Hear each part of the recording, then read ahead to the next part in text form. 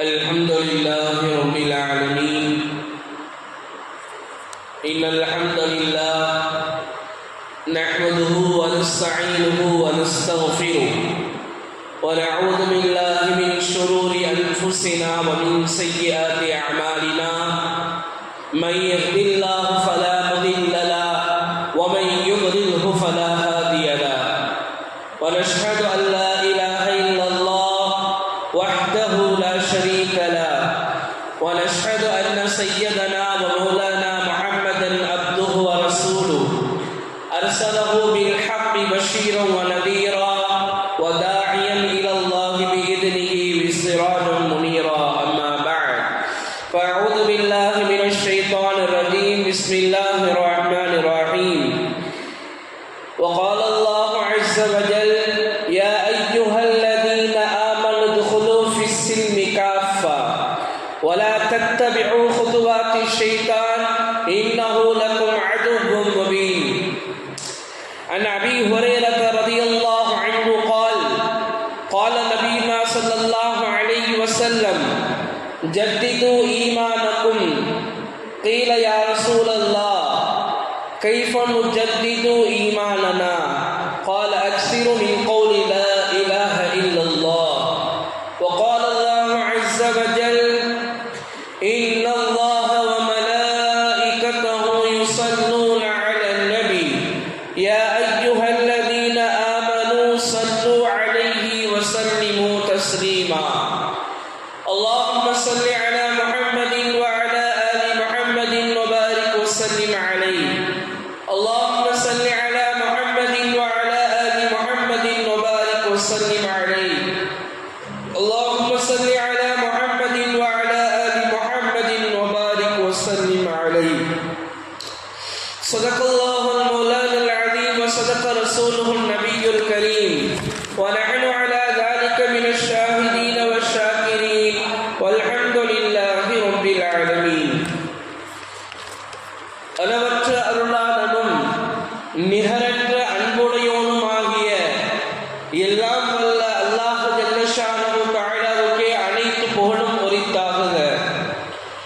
அவனது சாந்தியும் சமாதானமும் சர்தார் ஆலம் ஸல்லல்லாஹு அலைஹி வஸல்லம் அவர்களின் மீதும் அவர்களை பின்பற்றி வழிவந்த உத்தம சத்திய சஹாபாக்கள், தாபிஈன்கள், தபஅ தாபிஈன்கள், வலிமார்கள், ஷுஹதாக்கள், நாதாக்கள், நல்லவர்கள், குறிப்பாக நம் அனைவர்களின் மீதும் அல்லாஹ்வின் சாந்தியும் சமாதானமும் உண்டாவதாக. ஆமீன்.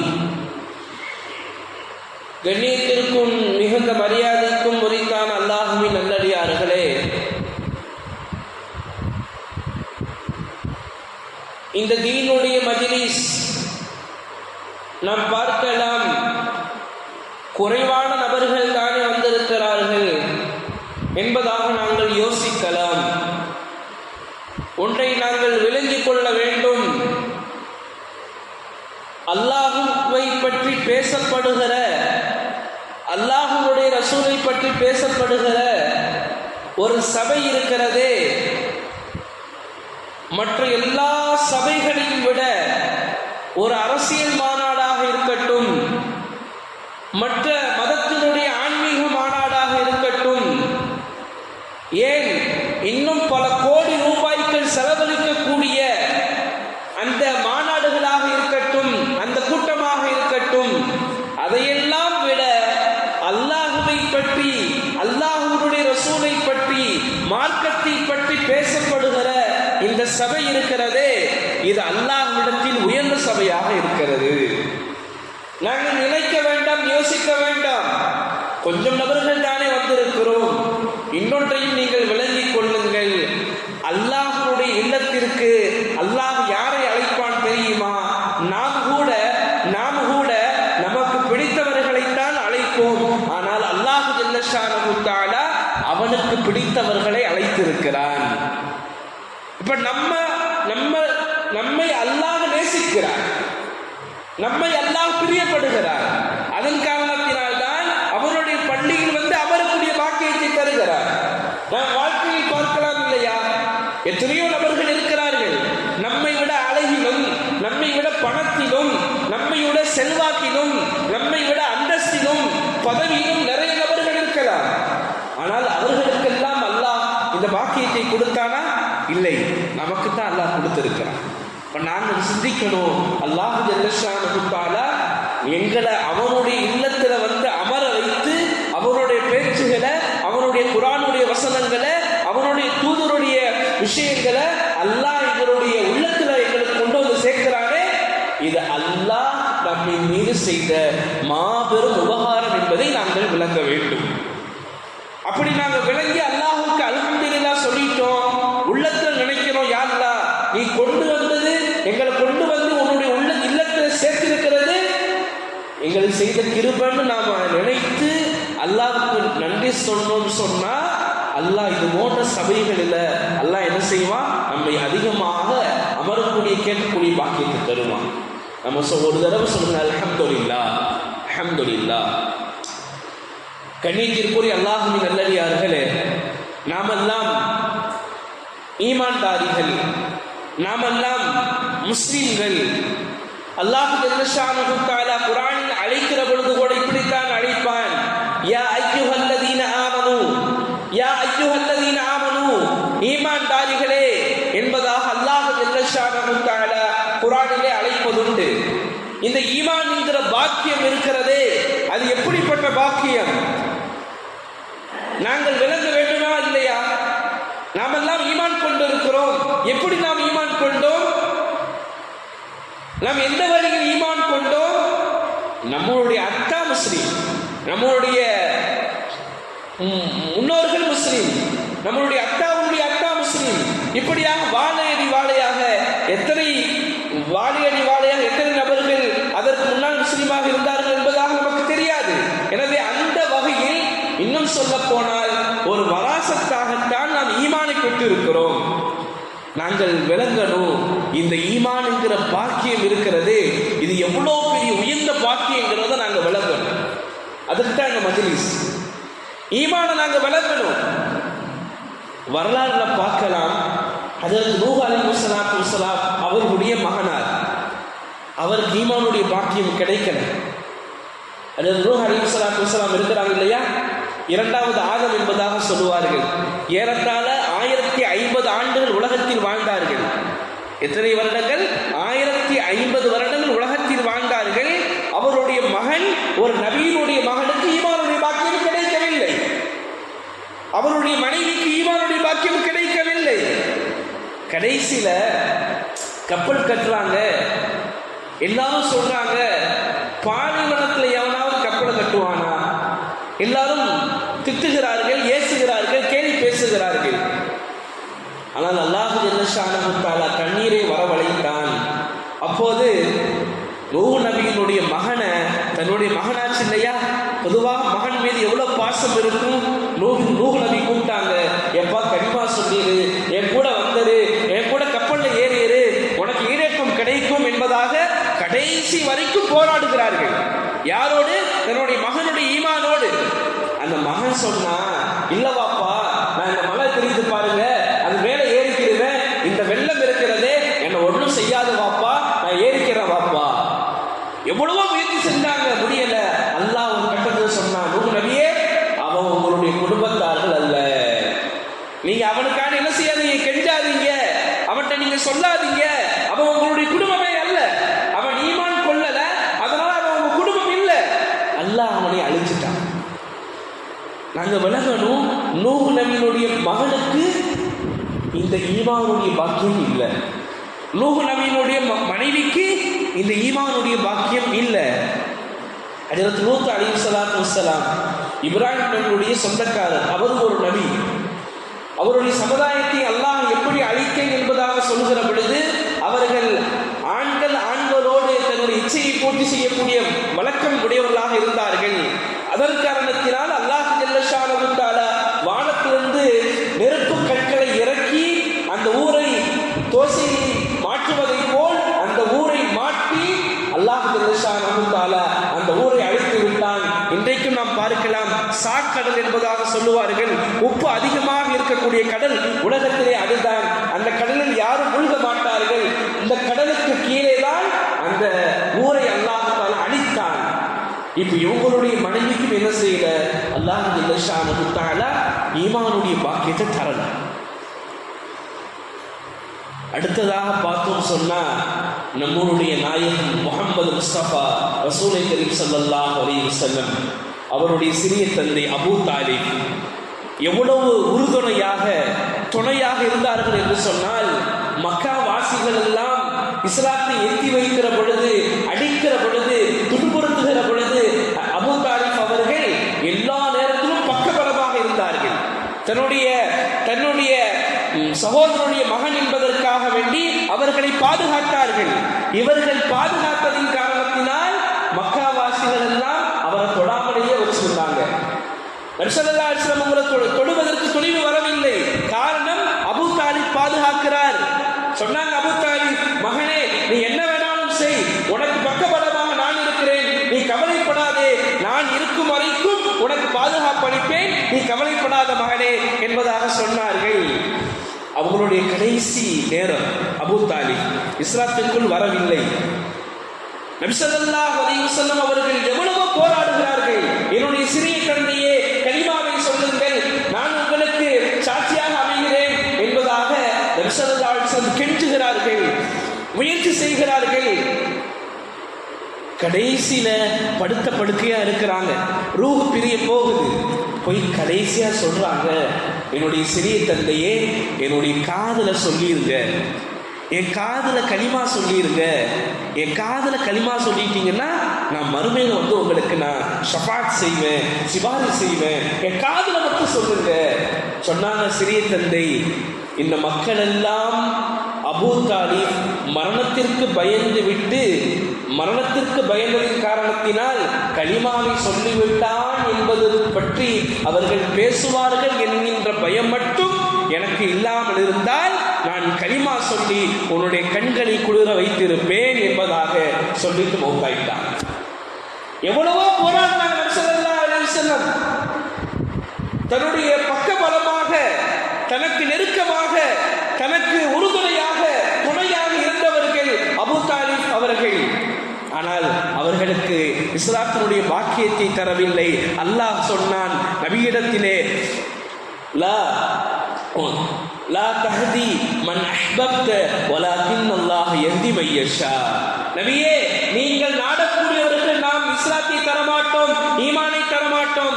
மாறாக நாம் யாரை நாடுகிறோமோ அவர்களுக்கு தான் இஸ்லாத்தினுடைய பாக்கியத்தை தருவோம். நாங்கள் விளங்க வேண்டும், நபி ஸல்லல்லாஹு அலைஹி வஸல்லம் சிறிய தந்தைக்கு கிடைக்காத ஈமான், நூஹ் நபியினுடைய மகனுக்கு கிடைக்காத ஈமான், லூத் நபியினுடைய மனைவிக்கு கிடைக்காத ஈமான் இன்றைக்கு எங்களுக்கு கிடைத்திருக்கிறது. நாங்கள் அல்லாஹ்வுக்கு அதிகமாக நன்றி செலுத்த வேண்டும். காரணம் என்ன? இந்த ஈமானுடைய பாக்கியம். மேலான பெரியார்களே, சகோதரர்களே, ஈமானை கொண்டுதான் உள்ளத்தில் நிம்மதி இருக்கிறது. சமீபத்தில் வந்த செய்தி, பல கோடி லட்சாதிபதி, பல மாடி வீடுகளுக்கு சொந்தக்காரர், பல தங்க கட்டிகளுக்கு சொந்தக்காரர், பேங்கில் அவருடைய பேலன்ஸ் அதிகமாக இருக்கிறது. அவருடைய பேலன்ஸை வைத்து ஒரு பேங்க் இயங்குகிறது. இவ்வளவு பெரிய பணக்காரர் பல மாடிகளுக்கு மேலிருந்து குதித்து தற்கொலை செய்கிறார், எழுதி வைக்கிறார். ஏன் தெரியுமா நான் இறக்கிறேன், ஏன் தெரியுமா நான் என்னுடைய உயிரை மாய்த்துக் கொள்கிறேன். என்னிடத்தில் எல்லா விதமான வசதிகளும் இருந்தது, ஆனால் ஒன்று மட்டும் இல்லை, அதுதான் மன நிம்மதி. அல்லாஹ் சொல்லுகிறான், ஈமான்தாரிக்கு மன நிம்மதி இருக்கும். இன்னொரு, இன்றைக்கு நம்மளுடைய மக்கள் கார்ல போனாலோ பஸ்ல போனாலோ பாட்டு கேட்பது வழக்கம். பொதுவாக இஸ்லாம் இசையை ஹராமாக ஆக்கியிருக்கிறது. பல பேர் சொல்லுவார்கள், இந்த நபர்களுடைய இசை இருக்கிறது என்னுடைய உள்ளத்திற்கு அருமருந்தாக அமைகிறது, இந்த நபருடைய இசை இருக்கிறது என்னுடைய வாழ்க்கையில் துன்பங்களை போக்குகிறது, நிம்மதியை கொடுக்குகிறது என்பதாகத்தான் எல்லாம் சொல்லுவார்கள். ஆனால் அவர் சொல்லுகிறார், அந்த இசையை அமைத்தவர் சொல்லுவார், எனக்கு வாழ்க்கையில் நிம்மதியே இல்லாமல் இருந்தது. எதுவரைக்கும் தெரியுமா? இந்த கலிமாவை சொல்லும் வரைக்கும். இப்ப இந்த கலிமாவை சொல்லும் வரைக்கும் என்னுடைய வாழ்க்கையில் நிம்மதி இல்லாமல் இருந்தது. எப்பொழுது இந்த கலிமாவுக்குள் நான் வந்தேனோ அப்பொழுதுதான் என்னுடைய உள்ளம் இருக்கிறதே அது சாந்தம் அடைந்தது, நிம்மதி அடைந்தது.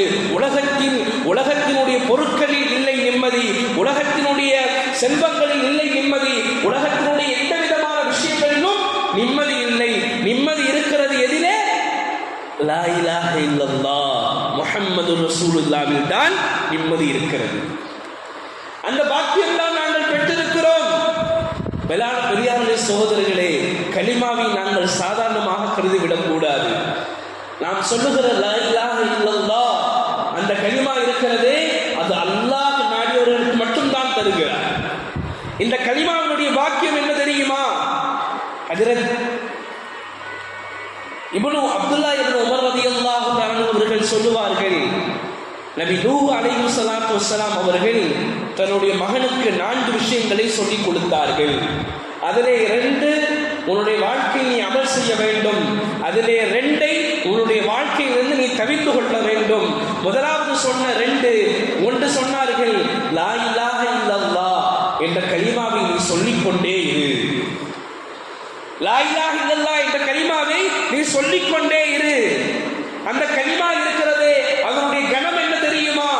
முழு உலகத்தையும் வானத்தையும் 7 பூமிகளையும் ஒரு தராசினுடைய தட்டில் வைத்து மறு தராசினுடைய தட்டில் லா இலாஹ இல்லல்லாஹ் முஹம்மது ரசூலுல்லாஹ் என்ற கலிமாவை வைத்தால், லா இலாஹ இல்லல்லாஹ் என்ற கலிமா அந்தஸ்தின் காரணத்தினால், கணத்தின் காரணத்தினால் 7 வானம் பூமியை விட கணத்தில் அது தாழ்ந்துவிடும்.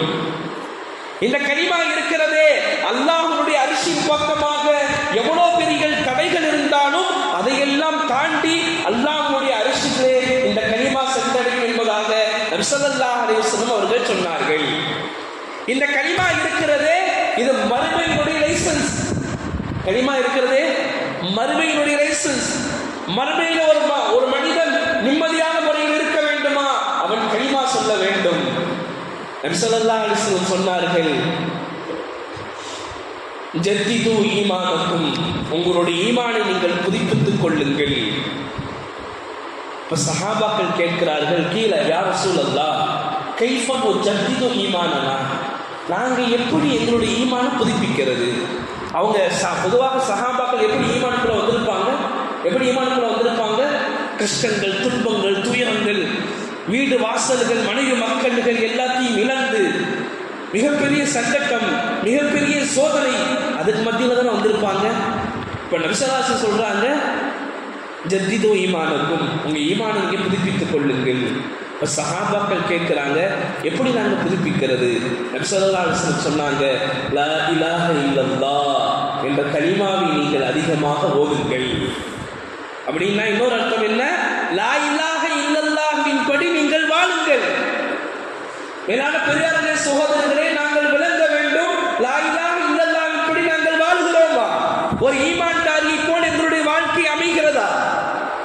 ஹஜ்ரத் அனஸ் ரலியல்லாஹு தஆலா அவர்கள் சொன்னார்கள், எந்த மனிதன் ஈமானுடைய சுவையை அறிய முடியும் தெரியுமா? இன்றைக்கு நாங்கள் எங்களுடைய உள்ளத்தில் கேட்க வேண்டும், நான் ஈமானுடைய சுவையை அறிந்து கொண்டேனா? எத்தனையோ சுவையை நாங்கள் அறிந்திருக்கிறோம். பிரியாணியுடைய சுவையை நாங்கள் அறிந்திருக்கிறோம், டீ காஃபியினுடைய சுவையை அறிந்திருக்கிறோம், பால்கோவாவினுடைய சுவையை அறிந்திருக்கிறோம். இதுவெல்லாம் உணவுப் பொருட்கள். ஆனால் நபி ஸல்லல்லாஹு அலைஹி வஸல்லம் என்ன சொல்கிறார்கள் தெரியுமா? இந்த 3 விஷயங்கள் எந்த மனிதனிடத்தில் இருக்குமோ அவன் ஈமானுடைய சுவையை அறிந்து கொள்வான். முதலாவது சொன்னார்கள் அதற்கு அனஸ் ரலியல்லாஹு தஆலா அவர்கள் இந்த ஹதீஸை அறிவிப்பு செய்வார்கள். நபி ஸல்லல்லாஹு அலைஹி வஸல்லம் சொன்ன முதலாவது, அல்லாஹ்வுடைய பிரியமும் அல்லாஹ்வுடைய ரசூலுடைய பிரியமும் மற்ற எல்லா உலகத்தினுடைய பிரியங்களை காட்டிலும் எந்த மனிதனிடத்தில் மிகைத்து இருக்கிறதோ அவன் ஈமானுடைய சுவையை அறிந்து கொள்வான். நாங்கள் சிந்திச்சு பார்க்கணும், அல்லாஹ்வின் பிரியம் அதிகமாக இருக்கிறதா? ரசூலுடைய பிரியம் அதிகமாக இருக்கிறதா? எங்களுடைய குடும்பத்தினுடைய பிரியம் அதிகமாக இருக்கிறதா? எங்களுடைய பொருட்களுடைய பிரியம் அதிகமாக இருக்கிறதா? உலகத்தினுடைய ஆசாபாசங்களுடைய பிரியம் அதிகமாக இருக்கிறதா? சரி, அல்லாஹ்வின் மீது உண்டான பிரியம் இருக்கிறது என்பதற்கு என்ன அடையாளம்? அதற்கு ஒரு அடையாளம் வேண்டும் இல்லையா? அதுக்கு என்ன அடையாளம் சொன்னா, அவருடைய உள்ளம் ஈமான் கொண்டிருக்கும், அவருடைய உடல் உறுப்புகள் அமல் செய்யும். என்ன அமல் செய்யும்? அல்லாஹ் சொன்ன கட்டளையின்படி அவருடைய உடல் அவரை கொண்டு போகும், தொழுகைக்கு அதுவே கொண்டு போகும். ஒரு மனிதன் பாங்கு சொல்லப்பட்டதற்கு பிறகு பள்ளிவாசலுக்கு அவன் விரண்டோடி வருகிறான் என்று சொன்னால் அவனுடைய உள்ளத்தில் ஈமான் இருக்கிறது என்பதாக அர்த்தம், அவருடைய உள்ளத்தில் இஸ்லாம் இருக்கிறது என்பதாக அர்த்தம். பாங்கு சொல்லப்பட்டது, பள்ளிவாசலுக்கு என்னுடைய கால் என்னை கொண்டு வரவில்லை என்று சொன்னால் இந்த கால் ஈமான் கொள்ளவில்லை என்று அர்த்தம், இந்த கை ஈமான் கொள்ளவில்லை என்று அர்த்தம், இந்த காது ஈமான் கொள்ளவில்லை என்று அர்த்தம். எப்பொழுது ஈமான் கொண்டதாக அர்த்தம்? அல்லாஹ் சொன்ன கட்டளையின் படி நான் என்னுடைய வாழ்க்கையை அமைத்துக் கொள்வேனே ஆனால் நான் அல்லாஹ்வை பிரியப்படுகிறேன். இன்னைக்கு நாம நினைச்சு பார்க்கலாம், தூக்கம், காலையில் சுபஹ் பாங்கு, தூக்கத்தில் இருக்கிறார், பாங்கு சொல்லணும், சொல்லப்பட்டதற்கு பிறகு அவருடைய உள்ளம் சொல்லணும், பாங்கு சொல்லியாச்சு, அல்லாஹ்வுடைய அழைப்பு வருது, நான் இங்கிருந்து போகணும். தூக்கம் சொல்லுது, வேணாம் வேணாம் நீ தூங்கு. இப்ப நாங்க சிந்திச்சு பார்க்கணும், தூக்கத்தின் மீது ஈமான் கொண்டிருக்கிறோமா, அல்லாஹ்வின் மீது ஈமான் கொண்டிருக்கிறோமா? அங்கே தூக்கத்தை தவிர்த்து விட்டு நாங்கள் பள்ளிவாசலுக்கு ஓடி வந்தால் ஈமான் உள்ளதாக அர்த்தம். நாங்கள் நபியின் மீது நேசம் வைத்திருக்கிறோமா? எங்களுடைய மனைவி சொல்றாங்க, தாடி எடுத்துருங்க, அது நல்லா இல்ல, அது அசிங்கமா இருக்குது, தாடி வச்சா அப்படி இருக்கும் இப்படி இருக்கும், தாடி வச்சா சோகத்தினுடைய அடையாளம் என்பதாக உங்களுடைய மனைவி சொல்றாங்க. ஆனா உங்களுடைய கல்பு சொல்லுது, இது என்னுடைய தூதனுடைய, என்னுடைய ஹபீபினுடைய இது சுன்னத்தாக இருக்கிறது, எனவே நான் என்ன செய்ய மாட்டேன், என் மனைவியா அல்லாஹ்வுடைய தூதரா, அல்லாஹ்வுடைய தூதர் மீது பிரிய மதியம் தாடியை நாங்கள் வைப்போம். எங்களுடைய மனைவியா அல்லாஹ்வுடைய தூதரா? எங்களுடைய உள்ளத்துல கேட்கணும், உள்ளமே நீ யாரை நேசித்திருக்கிறாய்? உள்ளமே நீ யாரை நேசித்திருக்கிறாய்? ரசூல் ஸல்லல்லாஹு அலைஹி வஸல்லம் அவர்கள் சொன்னதின்படி நீ வாழ்கிறாயா? உன்னுடைய மனைவி, உன்னுடைய மக்கள், உலகம் சொன்னதின்படி நீ வாழ்கிறாயா? இன்னைக்கு நிறைய என்ன நடக்குது தெரியுமா? தாடியை வைக்கணும்னு சொன்னா சில பேர் தீவிரவாதின்னு சொல்றாங்க. யாருங்க? நம்ம ஆட்களே, வெளியே சொல்லல, தீவிரவாதின்னு சொல்றான். தாடி வச்சா என்ன சொல்றான் தெரியுமா? உனக்கு என்ன கவலை வந்துருச்சா? உனக்கு என்ன வியாபாரம் வந்து தோல்வியில போயிருச்சா? அதனால கவலையில தாடி வைக்கிறியா? கவலையை தாடியினுடைய அடையாளமாக சொல்லுகிறார்கள். நாங்கள் சொல்ல வேண்டும், இந்த தாடி இருக்கிறது எங்களுடைய தூதர் ஹபீப் முஹம்மது ஸல்லல்லாஹு அலைஹி வஸல்லம் அடையாளம், அவருடைய சுன்னத் என்பதாக நாங்கள் தாடி வைக்க வேண்டும். தாடி மட்டுமல்ல, உலகத்தில் வாழ்கிற எப்படி வாழ வேண்டும், எப்படி வாழ்ந்து சென்றார்களோ எங்களுடைய தூதர் ஹபீப் ஸல்லல்லாஹு அலைஹி வஸல்லம் அவர்களுடைய வாழ்க்கையின்படி நாங்கள் வாழ்ந்தால் நாங்கள் ரசூலை பிரியப்படுகிறோம். நாங்கள் சிந்திச்சு பார்க்கணும், எங்களுடைய ரசூலை நாங்கள் எவ்வளவு பிரியப்படுகிறோம், எவ்வளவு பிரியப்படுகிறோம்.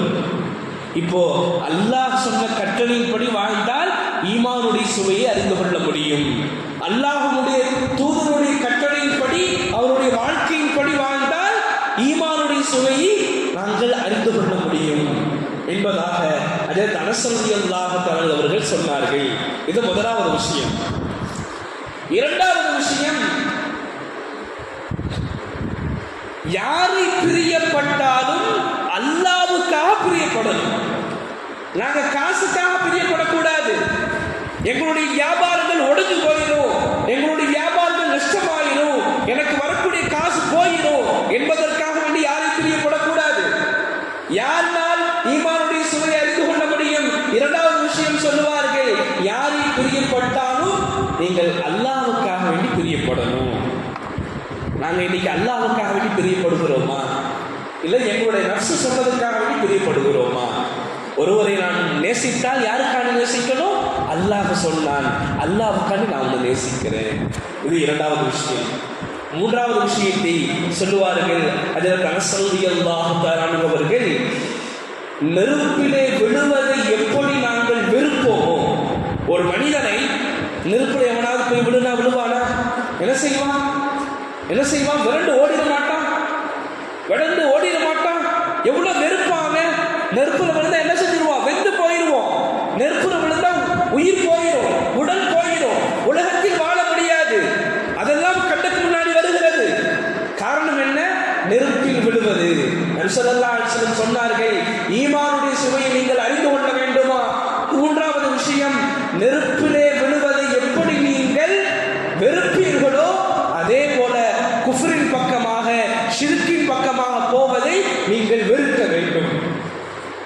அல்லாஹ் காப்பாற்றணும். இன்னைக்கு இணை வைக்கக்கூடிய விஷயங்கள் அதிகம். இதனால தான் இது நடக்குது. என் வியாபாரம் தான் என்னுடைய வாழ்க்கையை கொண்டு போகுது. மேலான பெரியார்களே, சகோதரர்களே, ஒரு விஷயத்தை விளங்கிக் கொள்ள வேண்டும். நம்மளுடைய சம்பாத்தியத்தால் நாங்கள் உயிரோடு இல்லை, எங்களுடைய சம்பாத்தியத்தால் நாங்கள் சாப்பிடவில்லை, எங்களுடைய முயற்சியினால் நாங்கள் காலையில் எழவில்லை. அல்லாஹ் நாடுகிறான், நம்மளால் எந்திருக்கிறோம். எத்தனை நபர்கள் தூக்கத்தில் உயிர் போகிறது. நாளைக்கு என்ன நடக்கும் யாருக்கும் தெரியாது. நாங்கள் நினைத்துக் கொண்டிருக்கிறோம், என்னால் தான் இது நடக்கிறது, என்னுடைய முயற்சியினால் தான் இது நடக்கிறது. அல்லாஹ் சொல்லுகிறான், நான் நடத்தாட்டி கொண்டிருக்கிறேன், நான் நடத்தாட்டி கொண்டிருக்கிறேன். அப்ப நாங்க என்ன நினைக்கிறோம்? இதனால தான் இது கிடைக்குது, சாப்பிட்டாதான் பசி போகும். அல்ல, அல்லாஹ் நாடினால் பசி போகும். நான் சம்பாதித்தாதான் என்னுடைய குடும்பத்தை நான் ஓட்ட முடியும், என்னுடைய குடும்பத்தை காப்பாற்ற முடியும். அல்லாஹ் சொல்லுகிறான், அல்ல, நான் நாடினால் தான் உன்னுடைய குடும்பத்தை ஓட்ட முடியும். அப்போ நாங்க என்ன செய்யக்கூடாது? அல்லாஹ்வுக்கு நெருப்புல விழுவதை எப்படி வெறுப்போமோ அதே மாதிரி அல்லாஹ்வுக்கு இணை வைக்கிறது. மேலான பெரியார்களே, சகோதரர்களே, அல்லாஹ்வுக்கு இணை வைக்கிறது பல வகைகள் இருக்குது, பல வகைகள் இருக்குது. ஒரு மனிதர் மாத்திரை எடுக்கிறார், தலை வலிக்குது, நினைக்கிறார் இந்த மாத்திரையை கொண்டு தான் என்னுடைய தலைவலி போகுது. அதுவும் இணை வைக்கிறது தான், அதுவும் இணை வைக்கிறது தான். ஏன் தெரியுமா? உலகத்தில் எல்லாமே விஷம், உலகத்தில் எல்லாமே விஷம். எப்பொழுது அல்லாஹ்வுடைய பெயர்கள் சொல்லப்படுகிறதோ அப்பொழுதுதான் மருந்தே மருந்தாக மாறுகிறது. இதற்கு ஒரு உதாரணம் சொன்னால் உங்களுக்கு தெரியும். ஹஜ்ரத் மூஸா அலைஹிஸ்ஸலாத்து வஸ்ஸலாம் அவர்களுக்கு ஒரு நாள் வயிற்று வலி, கடுமையான வயிற்று வலி. அவர்கள் அல்லாஹ்விடத்தில் கேட்கிறார்கள், யா அல்லாஹ், எனக்கு வயிற்று வலியாக இருக்கிறது, எனக்கு வயிற்று வலியாக இருக்கிறது, இதற்கு ஷிஃபாவை கொடு. அப்ப அல்லாஹ் சொன்னா, நீங்க என்ன செய்யுங்க, காட்டுக்கு போங்க, அங்கே இந்த மரம், இந்த செடி இருக்கிறது, அதனுடைய இலையை பீத்து நீங்கள் உண்ணுங்கள், உங்களுக்கு நோய் சரியாயிடும்.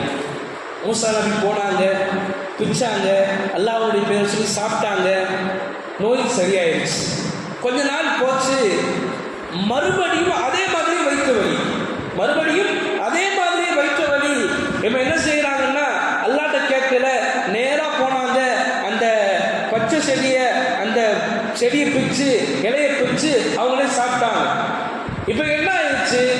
வலி குறையுமானா வலி அதிகமாகுது. இப்ப யோசிக்கிறாங்க, நாம ஏதோ தவறு செஞ்சுட்டோம். இப்ப அல்லாஹ்விடத்துல வர்றாங்க, யா அல்லாஹ், இந்த மாதிரி வயிற்று வலி வந்துச்சு, அதை சாப்பிட்டேன், வலி கூடுது. அப்ப அல்லாஹ் சொன்னா, மூஸாவே, முன்னாடி நீங்க எப்படி இருந்தீங்க? நீங்க முன்னாடி என்ன செஞ்சீங்க? வயிற்று வலி வந்துச்சு, என்கிட்ட கேட்டீங்க, நான் சொன்னேன் அந்த இலையை நீங்க சாப்பிடுவேன்னு, அதனால அதுல சிஃபா இருந்துச்சு. காரணம் என்ன? நான் சொன்னேன், நான் நாடினேன், அதனால் அதில் சிஃபா இருக்கிறது. எனவே இரண்டாவது என்ன நடந்துச்சு? என்கிட்ட நீங்க கேட்கல, நான் அதை சொல்லல, நீங்க போய் சாப்பிட்டீங்க, அது என்ன ஆயிடுச்சு? அது விஷமாக மாறிடுச்சு, அது நோயை அதிகரிக்கக்கூடிய கிருமியாக அது மாறிடுச்சு. காரணம் என்ன? முன்னாடி சாப்பிட்டதும் அதே இலைத்தான், இரண்டாவது சாப்பிட்டதும் அதே இலைத்தான். முன்னாடி ஷிஃபாவை தருகிறது, பின்னால் நோயாக மாறுகிறது. காரணம் என்ன? அல்லாஹ் சொல்லுகிறான், நான் நாடினால் அதில் மருந்து, நான் நாடினால் அதில் விஷம். அப்போ நாங்க என்ன செய்யணும்? அல்லாஹ்வுக்கு இணை வைக்காமல் வாழணும். அல்லாஹ் ஜல்ல ஷானஹு தஆலா நம்மையும் நம்முடைய குடும்பத்தார்களையும் இணை வைக்காமல் கடைசி வரைக்கும் கரை சேர்ப்பானாக. ஆமீன். கண்ணியத்திற்குரியவர்களே, இந்த நேரத்தில் இன்னொன்று சொல்லி ஆகணும் அவசியமாக. சஃபருடைய பெற இன்னையோட 2வது பெற. பொதுவாக இந்த நல்ல காலம் கெட்ட காலம், நல்ல நேரம் கெட்ட நேரம் இருக்கிறதே அது கிடையவே கிடையாது. அல்லாஹ் சொல்லுகிறான், நான் காலமாக இருக்கிறேன். இப்ப கெட்ட காலம்னா நம்ம யாரை சொல்றோம்? அல்லாஹ் சொல்கிறோம். இன்னைக்கு சஃபருடைய மாதத்தில் என்ன செய்யறது இல்லை, நீங்க அவருடைய வீட்டில் கல்யாணம் வைக்கிறது இல்லை. ஏங்க? இந்த மாதம் பீட பிடிச்ச மாதம், இந்த மாதம் பீட பிடிச்ச மாதம். இந்த மாதத்தில் வைத்தா என்ன ஆகாது? சரியாக ஆகாது. நபி ஸல்லல்லாஹு அலைஹி வஸல்லம் எச்சரித்தார்கள், மன் தஷப்பஹ பிகௌமின் ஃபஹுவ மின். எந்த சமுதாயத்திற்கு நாங்கள் ஒப்பாக ஆகிறோமோ அவன் என்ன செய்யறான்? நல்ல நேரம் பார்த்து கல்யாணம் முடிக்கிறான், நல்ல நேரம் பார்த்து மற்ற காரியங்களை எல்லாம் செய்யறான், நல்ல நேரங்கள் பார்த்து நகையை வாங்குறான், நல்ல நேரத்தை பார்த்து இடத்தை வாங்குறான், நல்ல நேரத்தை பார்த்து எல்லா காரியங்களும் செய்யறான். அதே மாதிரி நாங்களும் செய்தோம் என்றால் நாங்களும் யாரோடு சேர்ந்தவர்கள்? அல்லாஹ் காப்பாற்றணும், அந்த சமுதாயத்தோடு சேர்ந்து. அப்போ காலத்துல நல்ல நேரம் கெட்ட நேரம் என்பதாக எதுவுமே கிடையாது. எல்லா நேரம் நல்ல நேரம். இன்னும் சொல்ல போனால் எந்த மனிதன் காலையில் சுபுக தொழுகுவானோ அன்றைய நாள் முழுவதும் நல்ல நாள். எந்த மனிதன் காலையில் சுபுக தொழுகவில்லையோ அன்றைய நாள் முழுவதும் அவனுக்கு கெட்ட நாள். எனவே நாங்கள் என்ன செய்யக்கூடாது? அல்லாஹ்வுக்கு இணை வைக்கக்கூடாது. இந்த நேரத்தை கொண்டு இது நடக்கும் என்று சொன்னால் நாம் என்ன செய்கிறோம்? நேரத்தின் மீது நம்பிக்கை வைக்கிறோம். நபி ஸல்லல்லாஹு அலைஹி வஸல்லம் சொன்னார்கள், 3 விஷயங்கள் ஈமானுடைய சுவையை பெற்றுத் தரும். ஒன்று, மற்ற எல்லா வஸ்துவினுடைய பிரியத்தை காட்டிலும் அல்லாஹ் ரசூலுடைய பிரியம் மிகைத்திருக்க வேண்டும். இரண்டாவது விஷயம் சொன்னார்கள், எந்த மனிதனை நேசித்தாலும் அல்லாஹ்வுக்காக வேண்டி நேசிக்க வேண்டும். மூன்றாவது சொன்னார்கள், நெருப்பில் வீசப்படுவதை எப்படி வெறுப்போமோ அதே மாதிரி அல்லாஹ்வுக்கு இணை வைக்கிறதை நாங்கள் வெறுக்க வேண்டும். இப்ப இந்த 3 விஷயங்கள் நம்மளுடைய வாழ்க்கையில் வந்துவிட்டது என்று சொன்னால் நாம் என்ன செய்வோம்? ஈமானுடைய சுவையை அடைந்து கொள்வோம்.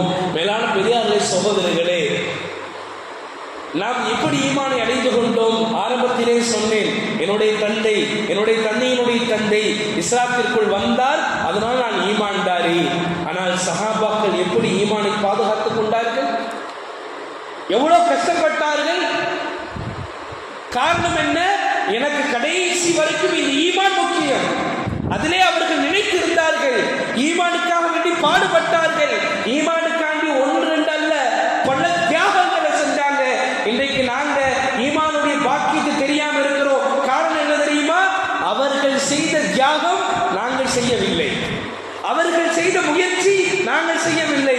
அதன் காரணத்தினால் நாம் கொண்டிருக்கிற ஈமான் நமக்கு விளங்கவில்லை. எத்தனை சஹாபாக்கள், ஹஜரத் ஹப்பாப் ரலியல்லாஹு தஆலா அன்ஹு இஸ்லாத்தை ஏற்றுக்கொண்டதின் காரணத்தினால் அவங்களுடைய அந்த எஜமானி என்ன செய்வான்னா சாட்டையால் அடிப்பா. இன்னும் சொல்ல போனா உருக்கு சட்டையை போருக்காக வேண்டி போட்டு போகக்கூடிய தற்காப்புக்காக வேண்டி போட்டு போகக்கூடிய உருக்கு சட்டையை அவங்களுடைய உடல்ல பொருத்தி மணல்ல போட்டுருவாங்க. சொல்லப்படுகிறது அவங்களுடைய உடல்ல இருந்து வேர்வை என்ன செய்யுமா? அதிகமாக வெளியேறுமா. இன்னும் சொல்ல போனா கீழே கங்குகளை போட்டு அவங்களும் படுக்க வச்சிருவாங்க. மதிய நேரம் பாலைவனத்தினுடைய சூடுல படுக்க வைப்பாங்க, ஏறி மிதிப்பாங்க. எதற்காக வேண்டி? இஸ்லாத்தை நீ விடணும், ஈமானை விடணும். அவங்க எப்படி இருந்தாங்க? அவங்களுடைய உள்ளத்துல உறுதி எப்படி இருந்துச்சு? எனக்கு நீ என்ன துன்பங்கள் தந்தாலும் சரி, என்ன துயரங்கள் தந்தாலும் சரி, என்ன இடையூறுகள் நெருக்கடிகள் தந்தாலும் சரி, நான் ஒற்றை விஷயத்தில் உறுதியாக இருப்பேன். நான் இஸ்லாத்திலே இருப்பேன், நான் ஈமானிலே இருப்பேன். கடைசி வரைக்கும் என்ன செஞ்சாங்க? ஈமானிலே இருந்தாங்க. அதுக்காக வேண்டி எவ்வளவு சிரமங்கள் வந்தாலும் அதை ஏற்றுக்கொண்டாங்க. ஹஜரத் பிலால் ரலியல்லாஹு தஆலா அன்ஹு இஸ்லாத்தை ஏற்றுக்கொள்கிறார்கள். சொல்லப்படுகிறது எல்லா மக்கத்து குஃபார்களும் அடிப்பாங்களாம். எதுல? சாட்டையை கொண்டு அடிப்பாங்களாம். சுடுமணல்ல படுக்க போட்டு அவங்க மேல பாறாங்களை தூக்கி வச்சிருவாங்களாம், அசையக்கூடாது என்பதற்காக வேண்டி. அவங்க சுடுமணல்ல போட்டு வெறும் உடலை ஆக்கி சுடுமணல்ல போட்டு படுக்க வச்சு மேல பாறாங்களை வச்சு சொல்லுவாங்க, இஸ்லாத்தை விடு, ஈமானை விடு, இஸ்லாத்தை விடு, ஈமானை விடு. அவர் சொல்லுவார், அஹத் அஹத், அல்லாஹ் ஒருவனே, அல்லாஹ் ஒருவனே சொல்லுவாங்க.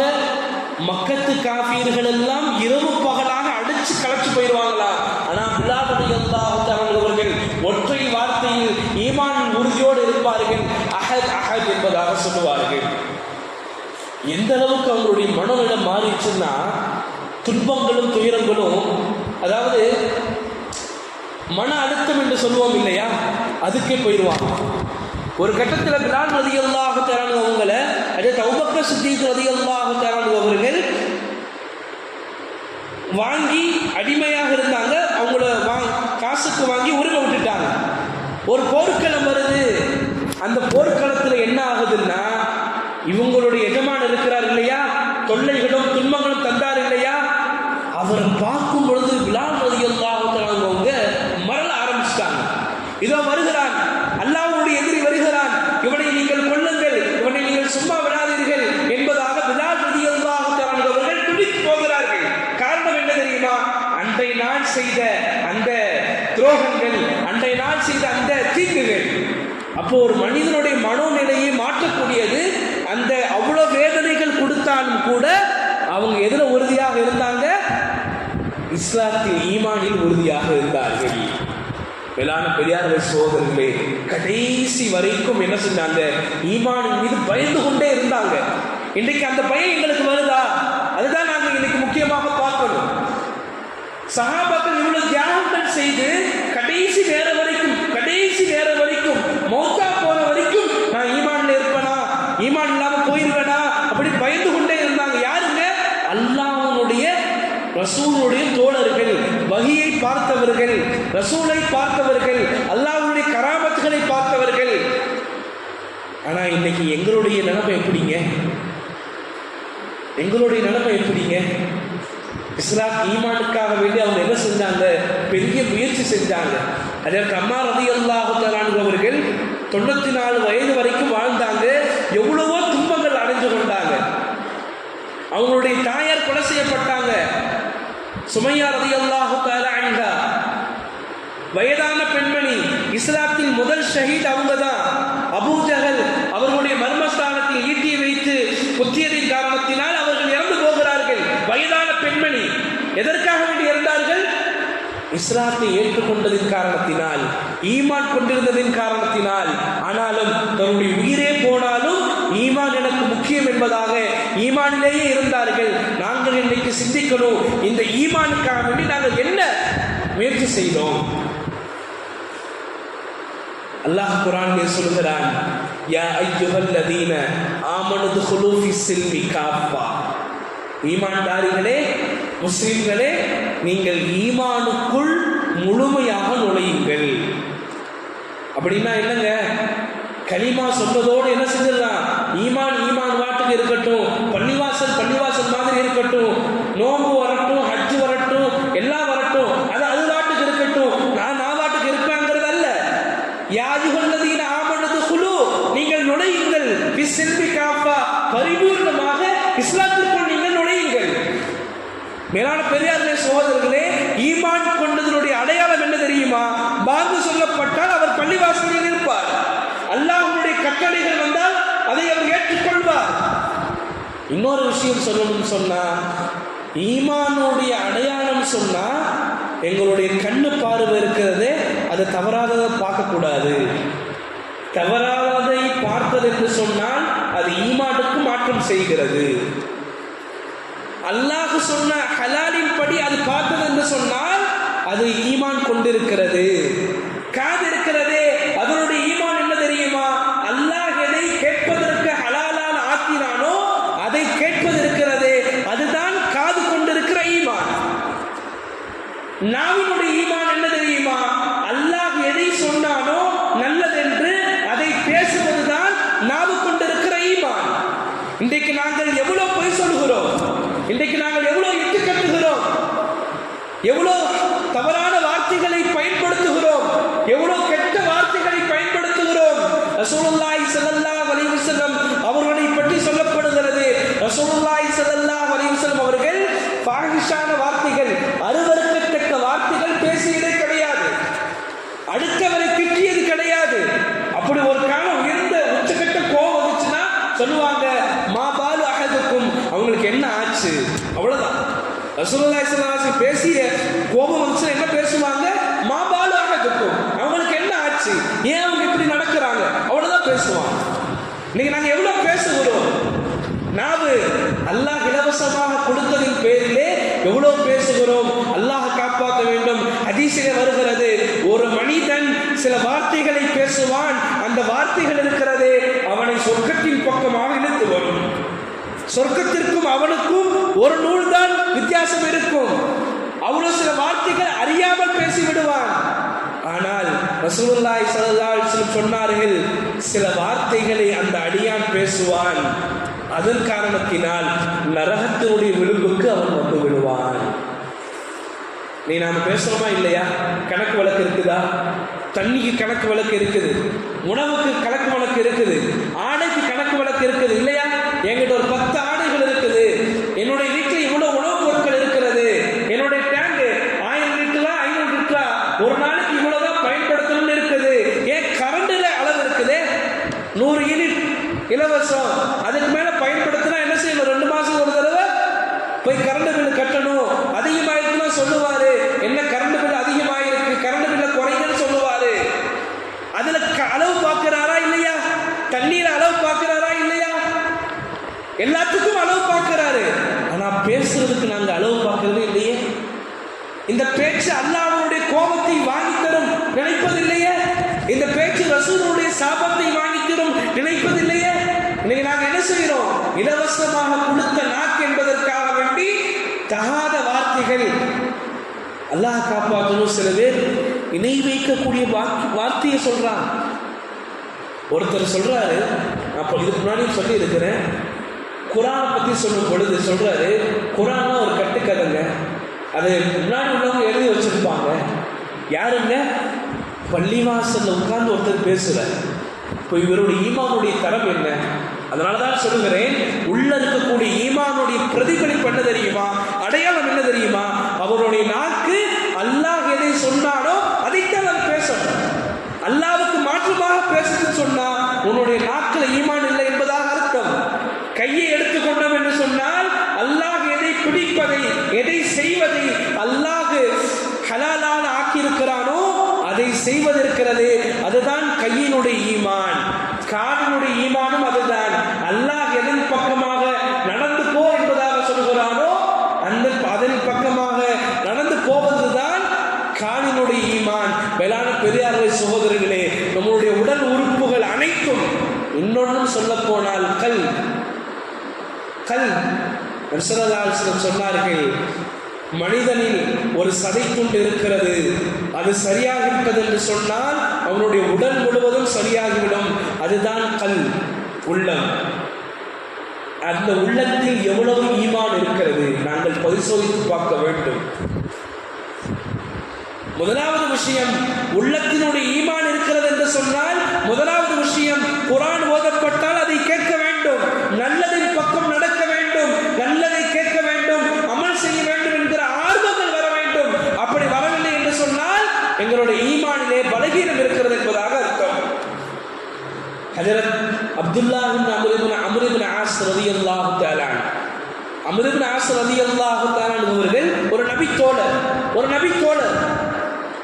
நபி ஸல்லல்லாஹு அலைஹி வஸல்லம் அவர்களோடையே தன்னுடைய வாழ்க்கையை அமைத்துக் கொண்டவர்.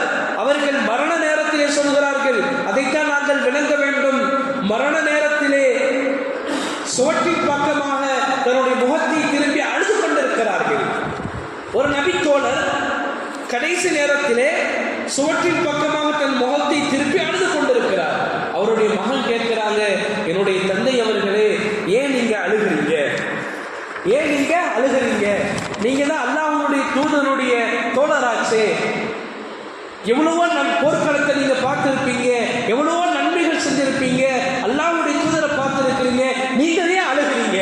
நாம அப்படித்தான் நினைக்கணும். ஏன்? வஹியை பார்த்தாங்க, அல்லாஹ்வுடைய தூதரை பார்த்தாங்க, போர்க்களத்தை சந்திச்சாங்க, எவ்வளவோ நன்மை அடைஞ்சு கொண்டு இருப்பாங்க. ஆனா அவங்க ஏன் மரண நேரத்தில் அழுகணும்? சொன்னாங்க அவருடைய தந்தை, என்னுடைய வாழ்க்கை 3 கட்டங்களில் அமைந்தது. என்னுடைய வாழ்க்கையில் முதலாவது கட்டம் இருக்கிறதே, அந்த நேரத்திலே உலகத்திலேயே நான் அதிகமாக வெறுக்கக்கூடிய ஒரு மனிதர் இருப்பார் என்று சொன்னால் அது அல்லாஹ்வுடைய தூதர் ஸல்லல்லாஹு அலைஹி வஸல்லம் அவர்கள் தான்.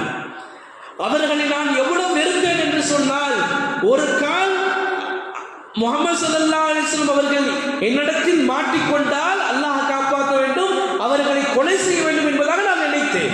அவ்வளவு வெறுத்தேன், அவ்வளவு நான் உள்ளத்திலே வெறுப்பு கொண்டிருந்தேன்.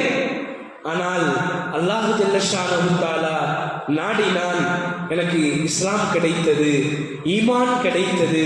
அதற்கு பிறகு உலகத்திலேயே நான் அதிகமாக பிரியப்படக்கூடியவர் யார் என்று சொன்னால், எல்லாரை விட அதிக பிரியத்திற்குரியவர் யார் என்று சொன்னால் முஹம்மது ஸல்லல்லாஹு அலைஹி வஸல்லம் அவர்கள் தான்.